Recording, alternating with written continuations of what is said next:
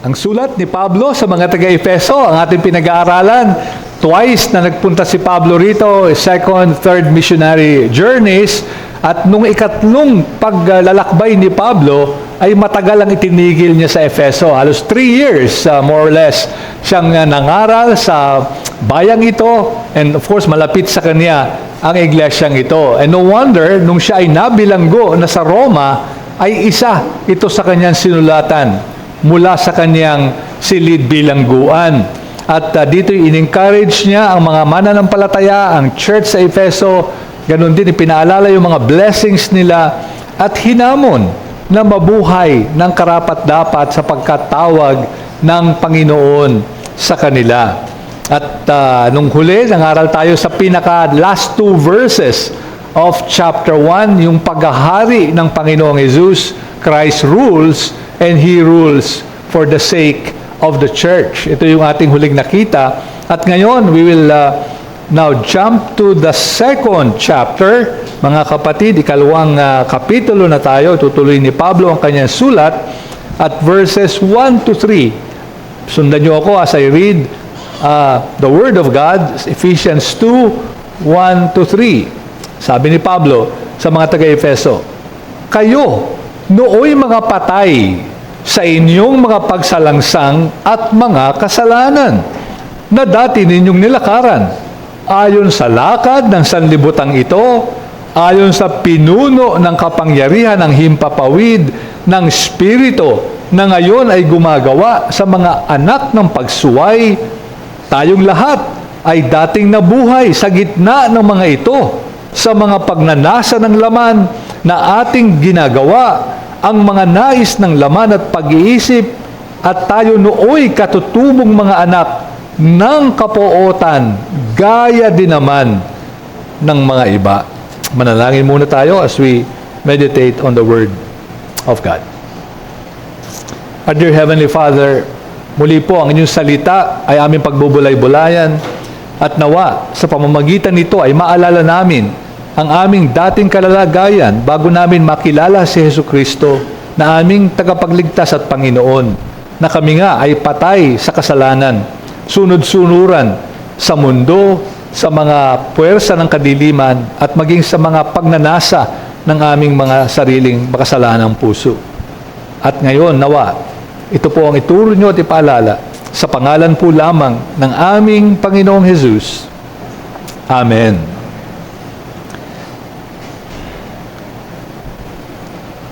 Sa isang high school, sa isang bansa, sa Turkey, o Turkey ang tawag ngayon, pumasok sa eskwelahan, dala ang kanyang bag, ang isang 14-year-old student.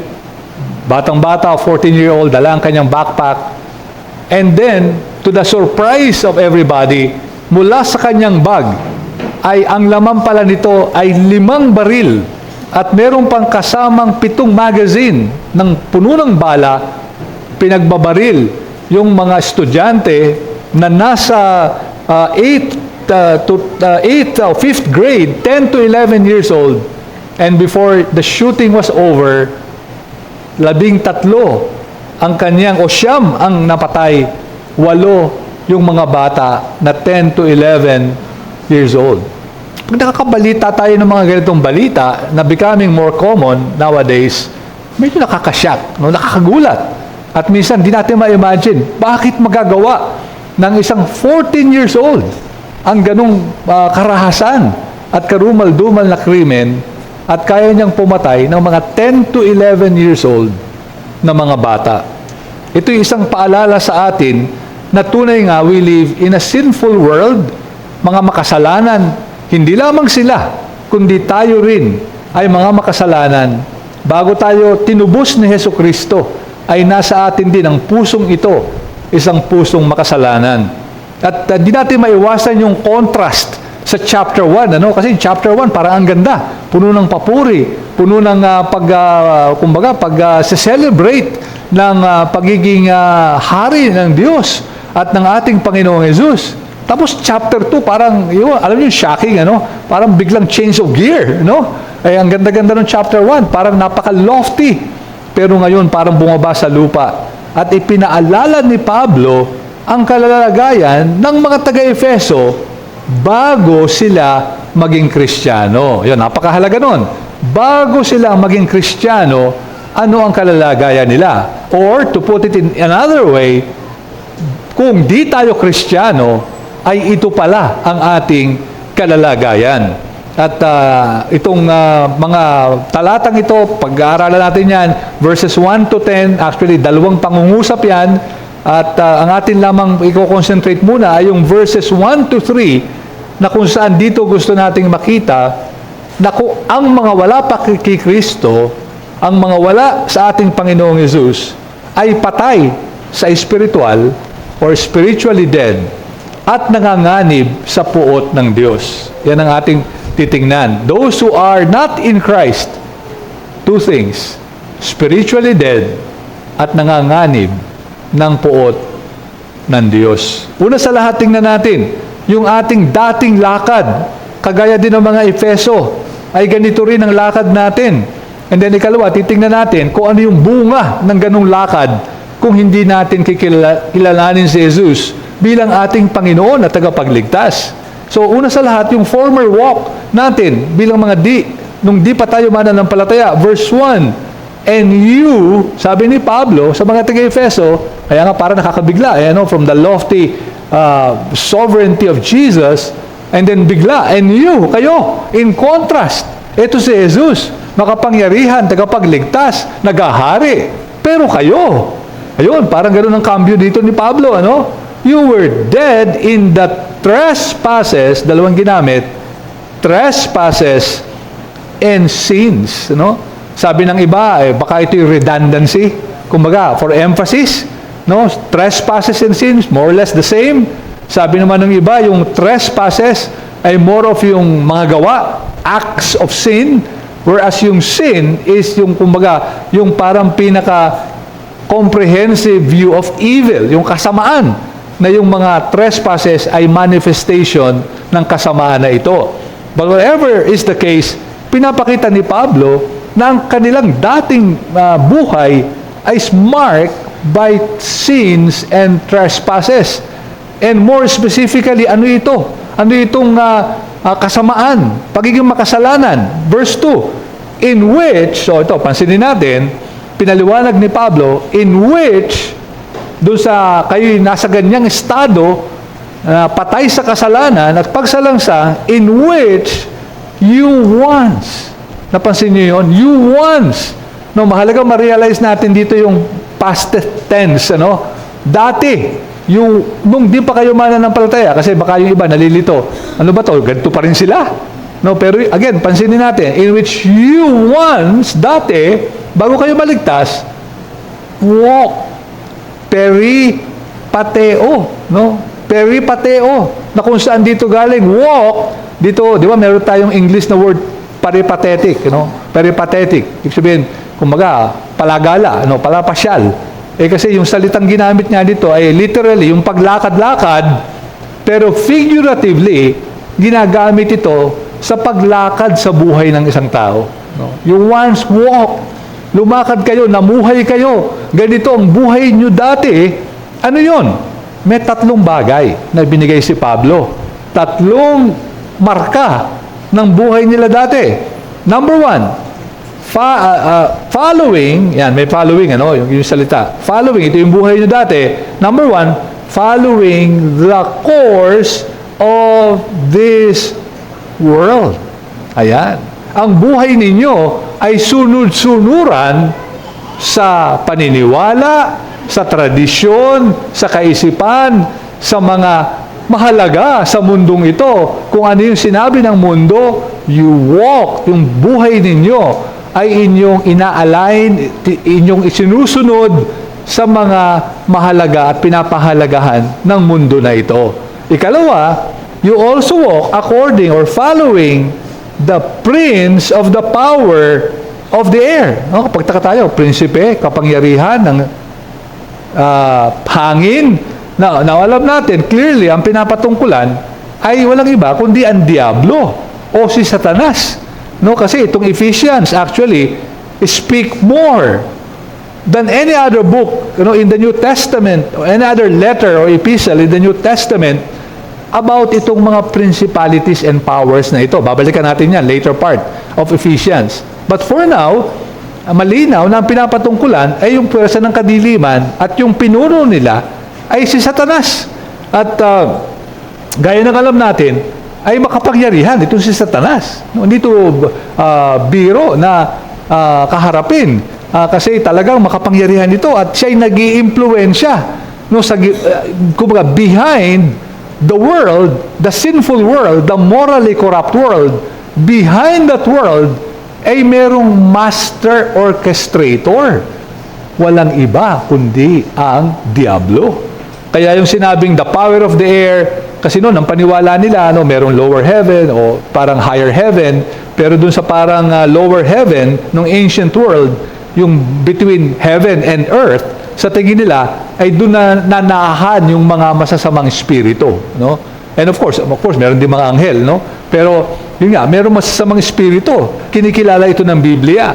At itong espiritu na ito is working at work, Ngayon, na at work is now, hindi lang noon, pero hanggang ngayon sa mga anak ng pagsuway, sa mga wala pa kay Hesukristo, sa mga di pa mananampalataya, ay sila ay sunod-sunuran sa prinsipe na ito ng kadiliman at kaya sila ay masuwayin sa Diyos dahil sa impluensya nitong mga espiritu na ito.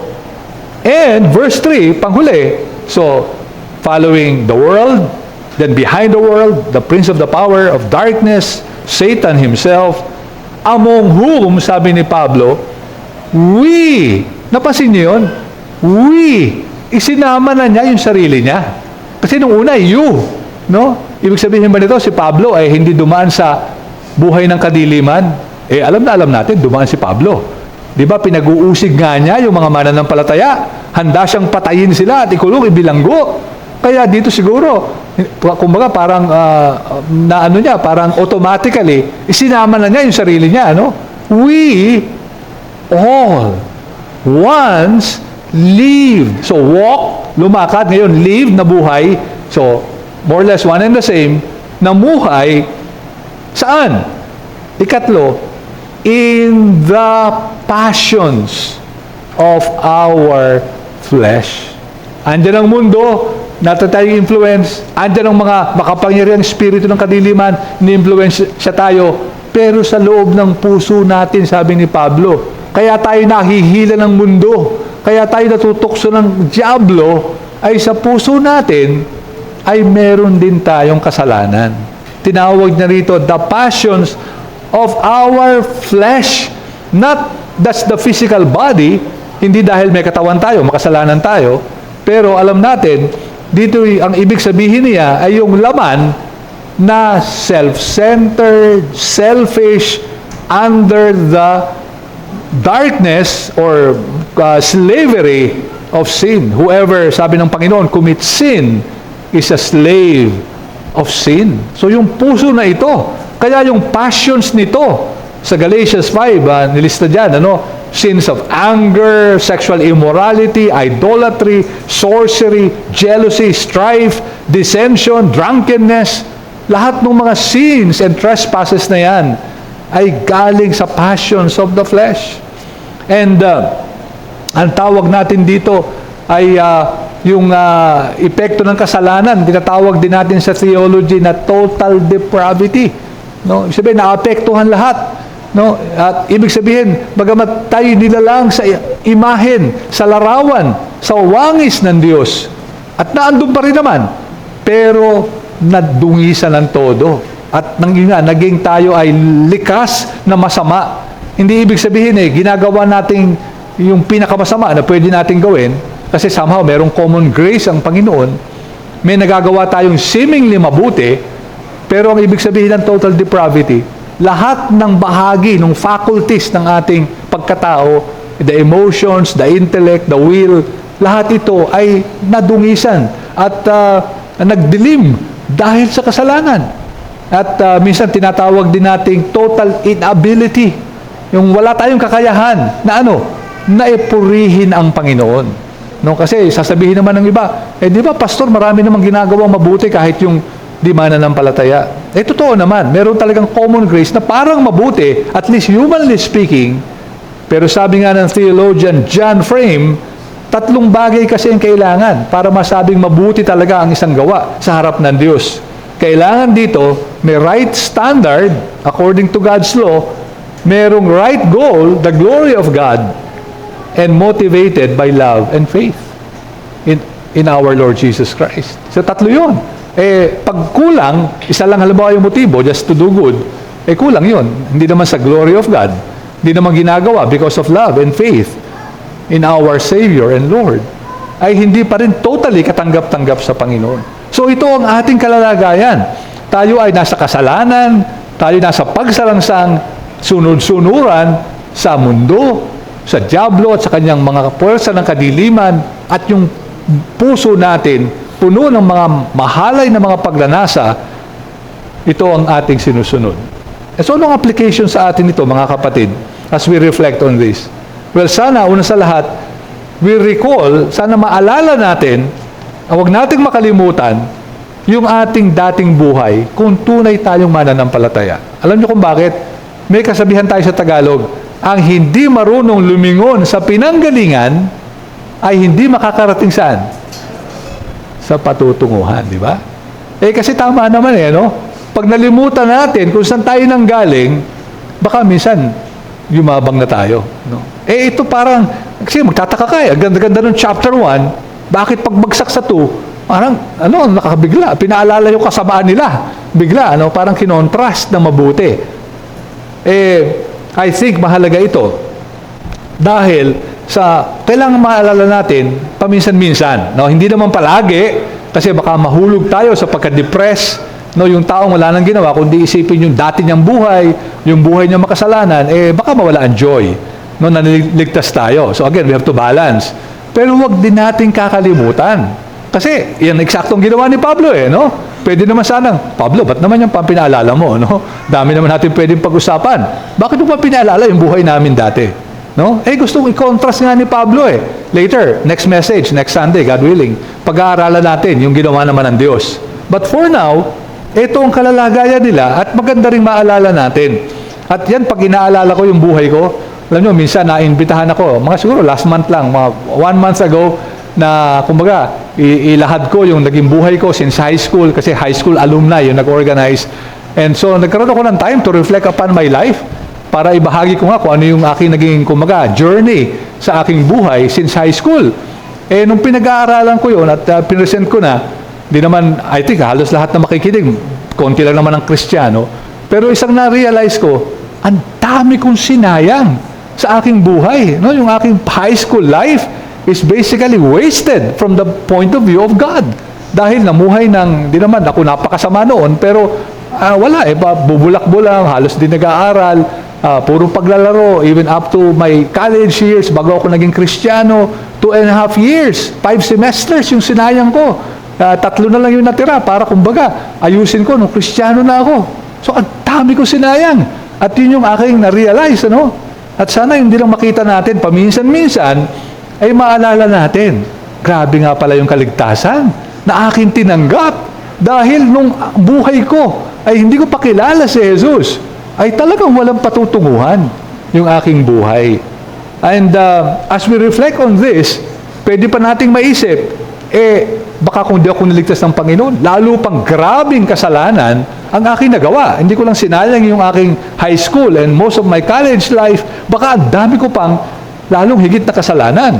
Alam nyo, sabi ni Sinclair Ferguson, isang, kilala ng marami sa atin na pastor at theologian, sabi niya, ni Ferguson, who knows the extent to which we would give in to sin? Sino nakakaalam kung gano'n pa kayang katindi ang kasalanan na pwede nating nagawa, sabi niya, were we to be given a guarantee of immunity from discovery and exposure.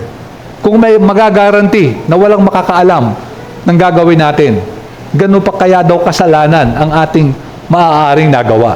Kung walang makakaalam, sa tingin natin, walang makakadiskubre, No, kaya ngayon medyo takot tayo. At kahit di pa tayo Kristiyano, kaya minsan may takot tayo, baka madiskubre tayo, no, baka mabisto tayo, kahiya-hiya. No, o kaya mapaparusahan tayo. Pero ang sabi niya rito, again, as a kind of thought exercise, as a kind of mental exercise, imagine niyo kung di kayo mabibisto, gano'n pa kaya karaming kasalanan ang inyong magagawa. And so, paalala ito sa ating pinanggalingan, mga kapatid, ano? And again, paminsan-minsan, hindi naman palagi, pero once in a while, magandang ring ating i-reflect yung ating pinanggalingan para lalo nating makita yung biyaya ng Panginoon. Ano, yun, idulusong natin yun, ano? So, hindi magwawakas sa frustration, hindi magwawakas sa desperation, kundi sa papuri sa Panginoon dahil makikita natin higit yung tingkad ng kaligtasan kanyang ginawa. Ayun nga, next Sunday, ating titingnan yung tingkad na yon. Pero for now, yun munang ating pinagdaanan. Pero baka may kinakausap din tayo na nakikita, teka muna, ganyan ako ngayon Ano? Ganyan ako ngayon. Hindi past tense yan. Pastor, para sa akin, present tense yan. Kasi sa buhay ko, nakikita ko na ang sinusunod ko, yung standards of the world, the fashion of the world, yung mga uso, yung mga popular, nakikita ko na kung ano yung sabihin ng kasalanan, at ngayon ko lang nalaman na baka mga evil spirits pala yung nasa likod, yan ang aking ginagawa, yung passions of my life, kung ano yung magustuhan ko, nagre-rebelde ako sa aking teacher, sa aking magulang, even sa church, hindi ko gusto yung mga pag-aaral na yan. Teka, pastor, yan ang aking kalalagayan ngayon. Kung ganito ang ating kalalagayan ngayon, sana magising tayo na di pa tayo tunay na mananampalataya. Kung nababalot pa tayo ng kasalanan at ito ay present tense sa atin, hindi past tense, sana makilala natin ang Panginoong Hesus. Pagsisihan natin ang ating mga kasalanan, lumapit tayo sa Kanya at humingi ng kapatawaran, magsisi sa ating mga kasalanan. But then, ikalawa, not only the walk or a former walk, pero the end of such walk. Ano yung wakas? Sabi ni Pablo, ano yung wawakasan kung tuloy-tuloy tayong lalakad doon? Dalawa lang, dead and doomed. No, dead and doomed. Verse 1, balikan natin. And you were dead in the trespasses, and since dead, ang ginamit, necros, di ba? May necrology, no?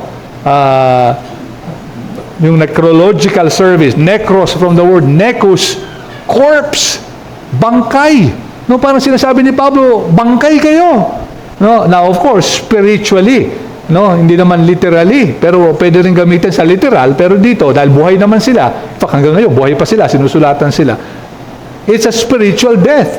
Sabi nga sa Ephesians 4, verse 18, your life before, you were excluded from the life of God. Excluded from the life of God. So dati, patay kayo in the sight of God. No, wala kayong spiritual life, cut off kayo dun sa buhay na spiritual na magdadala sa inyo sa langit, sa piling ng Diyos. At sa mundo, kasi ang mundo, tingin nila, you're basically good. Lahat tayo mabuti. No, dahil lang sa environment, kaya tayo masama.